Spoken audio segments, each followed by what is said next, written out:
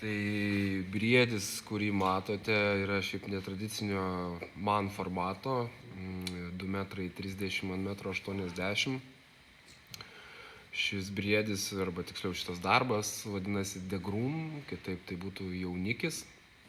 Kodėl jaunikis?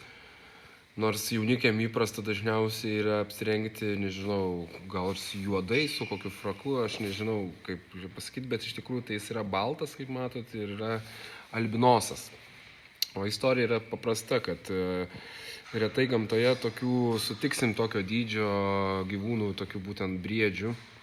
Ir štai vieną tokį sutiko, berods Švedijoje, jeigu gerai pamenu. Ir tokio dydžio jiems augti labai užtrunka laiko ir kad jisai šiaip gamtoje išgyventų, neužpultas, jiems sudėtinga. Plėšrūnai jį labai puikiai mato, jis nebent gal tik žiemą susiniveliuoja su gamta. Tai va, tai toks grožis jisai vaikščiojo ir vonderino per visą, sakykime, savo teritoriją, miškus, tačiau aišku, visą laiką atsiranda, kam norisi tą grožį ir gėrį sunaikinti, pasimti savo.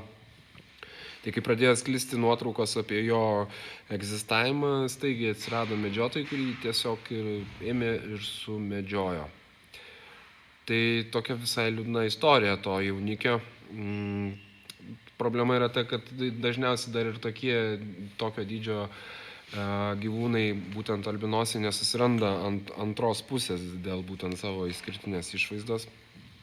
Tai tokia, sakau, liūdna istorija, bet įamžinanti jo buvusį egzistavimą, kaip ir tuo pat metu parodanti, koks gali būti žmogaus žiaurumas didelis grožiui.